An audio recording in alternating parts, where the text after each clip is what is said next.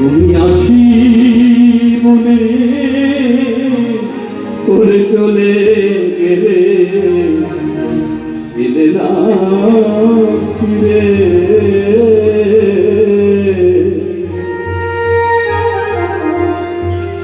নয়নে জলে আমার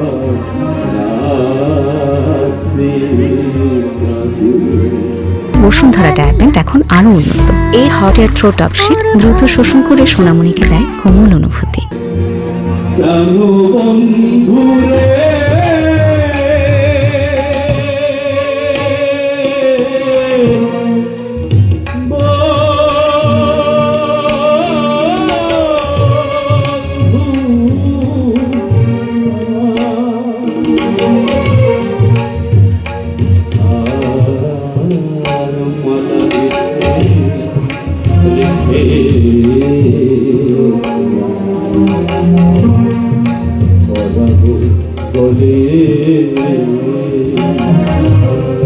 আমার গাথা মালা বাসি আমি রাতে আমার দিন কাটে না রাত কাটে না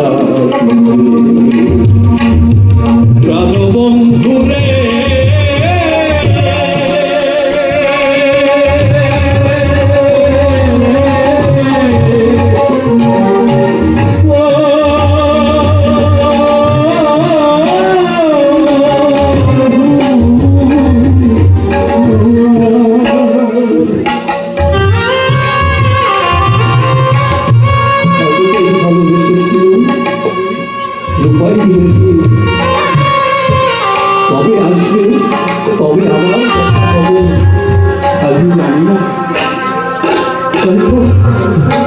মাকে দেখে বলছি মাগো তুমি আমাকে কয়েকটা সোনার একটা সূর্য দাও মা, আমি আমার উপায়ের জন্য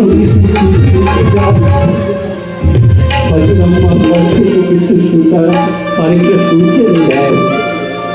আজও বসে বসে নকশি কথা সেলাই করছে। কোন নকশি কথা?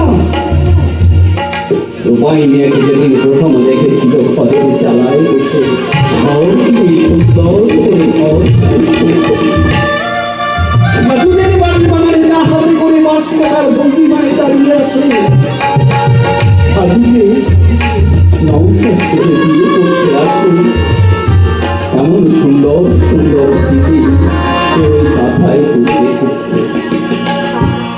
কথাটা নিয়ে মাকে দেখে বলছি বাবু আমি হয়তো আর বেশি দিন বাঁচব না মা,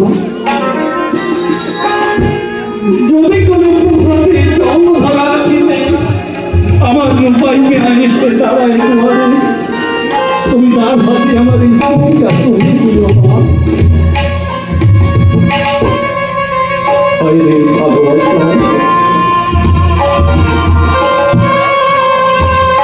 রূপাইয়ের জন্য নাওয়া পর সেই দিনে উপবাস করতে করতে তার মনে মগ্ন হয়ে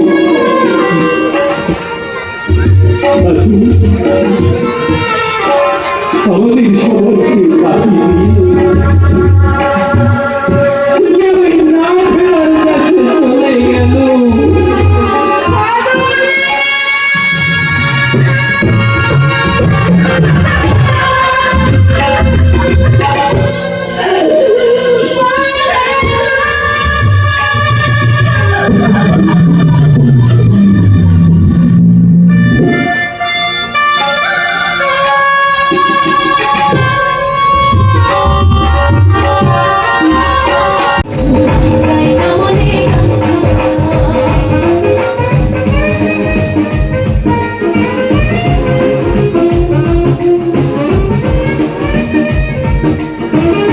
এবং স্বপ্নের কবি।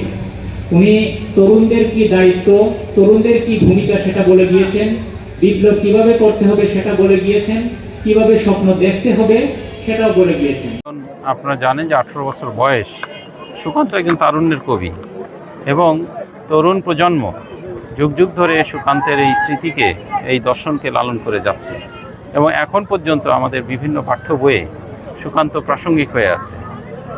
এই কারণেই সুকান্ত যদিও 21 বছর বয়সে মারা গেছে, কিন্তু তার এই তরুণের জয়গান এবং তার এই ছাড়পত্রের যে বিষয়টি, যে পৃথিবীকে সে কিন্তু বাসযোগ্য করার যে উপযোগিতা, আমরা সারা বিশ্বে এখন ইকোসিস্টেম বা ইকো ফ্রেন্ডলি বিশ্ব তৈরি করতে চাচ্ছি, এর কিন্তু মেসেজ সুকান্ত দিয়ে গেছে। এই কারণে আমি মনে করি যে তরুণ প্রজন্ম, বিশেষ করে শিশু কিশোরের মধ্যে সুকান্ত সবসময় প্রাসঙ্গিক থাকবে। স্যার, আমি